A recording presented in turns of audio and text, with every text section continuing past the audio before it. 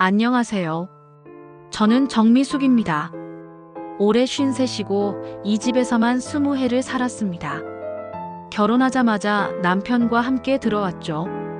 마당이 있는 단독주택이었고 그 마당에 꽃과 허브를 심으며 시작한 결혼 생활이었습니다. 첫 여름밤엔 마당에서 삼겹살을 구워 먹었고 그 냄새를 맡은 옆집 아주머니가 수박을 들고 들어오셨습니다. 그때부터 우리는 가족처럼 지냈습니다. 명절이면 서로 전을 부치고 송편을 나눴고 김장철이면 김치를 담가서 주고받았습니다. 남편이 출장 가면 옆집 아주머니가 반찬을 챙겨줬습니다. 혼자 밥하기 힘들잖아. 이거 좀 먹어. 그 한마디가 얼마나 고마웠는지 모릅니다. 저도 그 집 아이 졸업식에 꽃다발을 사들고 갔습니다. 이웃이지만 가족처럼 지내자. 그게 우리 사이였습니다. 하지만 몇 년 전 제 삶이 송두리째 무너졌습니다. 남편의 외도 때문이었죠.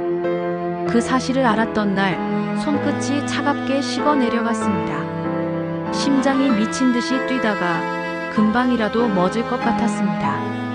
남편은 미안하단 말 한마디 없이 집을 나갔습니다. 결국 우리는 이혼을 했습니다. 그 후로 이 집에는 저 혼자만 남았습니다.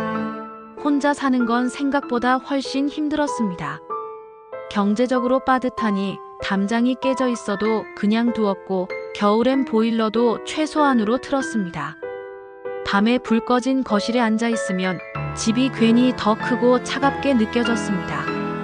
동네 사람들은 제 사정을 다 알았습니다. 겉으로는 인사했지만 돌아서면 제 얘기를 했습니다. 이혼하고 혼자 사니까 예민해졌어. 전에 안 그랬는데 요즘 왜 저렇게 까칠해졌냐? 이런 얘기들이 모임과 단톡방을 타고 제 귀에 들어왔습니다. 처음엔 웃어넘겼지만 마음속 어딘가가 계속 긁히고 있었습니다. 그러던 올봄 옆집이 새 차를 샀습니다. 그리고 이상한 일이 시작됐습니다. 그 집은 자기 집 앞이 아닌 제 집 앞 공용주차구역에만 차를 세우기 시작했습니다. 처음엔 대수롭지 않게 생각했습니다. 이웃이니까 뭐 그럴 수도 있지. 하지만 며칠이 지나자 불편이 쌓였습니다. 택배차가 집 앞에 못 세우고 멀리 세워야 했고 기사님이 여기 주차가 안 되네요 할 때마다 괜히 제가 민망해졌습니다.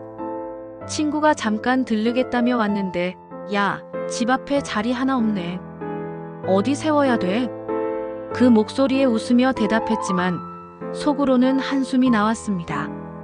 무거운 장바구니를 들고 돌아올 때면 차가 길을 막고 있어서 좁은 틈으로 지나가야 했습니다. 며칠을 고민하다가 주말 아침 용기를 냈습니다. 옆집 아저씨가 세차를 하고 있길래 다가갔습니다. 아저씨 혹시 가능하면 자기 집 앞에 주차해 주실 수 있을까요? 저도 손님 오실 때 조금 불편해서요. 그 순간 아저씨 표정이 딱 굳었습니다. 아, 예. 말은 그렇게 했지만 눈빛은 싸늘했습니다. 그날 이후 기류가 바뀌었습니다. 마트에서 마주쳤는데 예전 같으면 환하게 웃으며 인사하던 사람이 그냥 고개만 까딱하고 지나갔습니다. 저녁 무렵 담벼락 너머에서 일부러 큰 소리로 웃는 소리가 들렸습니다. 대문 닫는 소리가 쾅 하고 울렸습니다. 며칠 뒤 작은 이상한 일이 시작됐습니다. 마당 화단에 심어둔 꽃이 꺾여 있었습니다. 바람 때문이라고 하기엔 꺾인 각도가 너무 똑같았습니다. 대문에는 중고가전 매매 전단지가 수십 장 붙어 있었습니다. 손에 끈적한 풀이 잔뜩 묻었죠. 신발장 위에는 제가 신던 슬리퍼가 뒤집혀 떨어져 있었습니다. 그리고 제 집 앞에 봉투 하나가 놓였습니다. 음식물 쓰레기 봉투였습니다. 처음엔 누가 잘못 놓고 갔겠지 하고 치웠습니다. 그런데 그 다음 날, 또 그 다음 날, 점점 쓰레기 봉투가 늘어났습니다. 봉투 속에는 썩은 채소, 악취나는 생선 내장, 분리도 안 된 생활 쓰레기까지 들어 있었습니다. 날씨가 더워지니 냄새가 코를 찔렀습니다. 문을 열 때마다 비릿하고 시큼한 냄새가 훅 들어왔습니다. 쓰레기를 치우는 제 모습을 옆집 창문 너머에서 가만히 바라보고 있는 그림자가 있었습니다. 한 번은 다른 이웃이 "이건 너무하다. 누가 이런 짓을 하더니." 옆집 눈치를 보곤 말끝을 흐렸습니다. 여름 한낮에도 창문을 닫아야 했습니다. 냄새가 집안까지 들어왔으니까요. CCTV를 설치하고 싶었지만 그럴 여유가 없었습니다. 어느 날은 대문 손잡이에 끈적한 액체가 묻어 있었습니다. 쉰 간장 같은 냄새였습니다. 새벽에는 골목에서 발소리가 맴돌았고 어쩔 땐 휘파람 소리까지 들렸습니다. 그래서 결심했습니다. 내가 직접 잡자. 그날부터 며칠 동안 뜬 눈으로 밤을 샜습니다. 휴대폰 배터리를 아껴야 해서 불도 켜지 않았습니다. 그리고 그날이 왔습니다. 새벽 3시쯤 골목에 발자국 소리가 들렸습니다. 숨을 죽였습니다. 커튼 틈으로 살짝 내다보니 옆집 아저씨가 검은 봉투를 들고 있었습니다. 그는 조심스럽게 제 집 앞으로 와 봉투를 툭 내려놨습니다. 저는 떨리는 손으로 휴대폰을 켜서 녹화를 시작했습니다. 심장이 귀까지 뛰는 것 같았습니다. 그 장면을 찍는 동안 온몸이 굳어 있었습니다. 촬영이 끝나자 다리에 힘이 풀리며 눈물이 났습니다. 드디어 잡았다.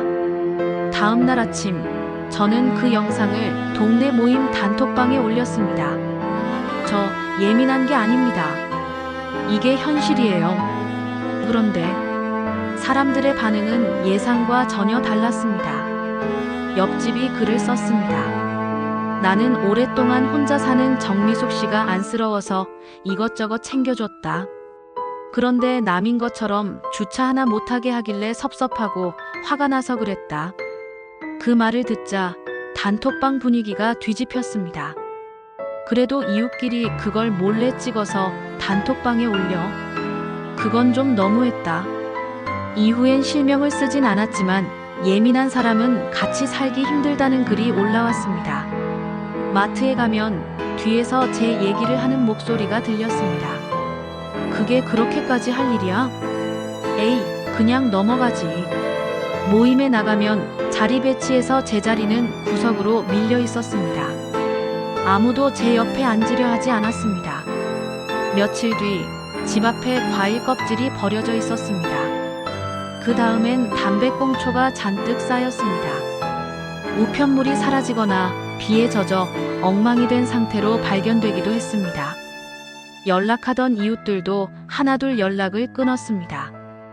요즘 바빠서 하던 사람도 사실은 저와 엮이고 싶지 않았던 거겠죠. 그때 저는 알았습니다. 범인을 밝혀도 사람들의 마음속에서는 이미 제가 문제 많은 사람이 되어 있었던 거요. 결국 저는 이사를 결심했습니다. 부동산에 집을 내놓으니 옆집이 집 팔 생각이 있냐고 다른 사람들에게 묻고 다녔습니다. 이사 준비를 하는데도 옆집 창문에서는 저를 내려다보는 시선이 느껴졌습니다.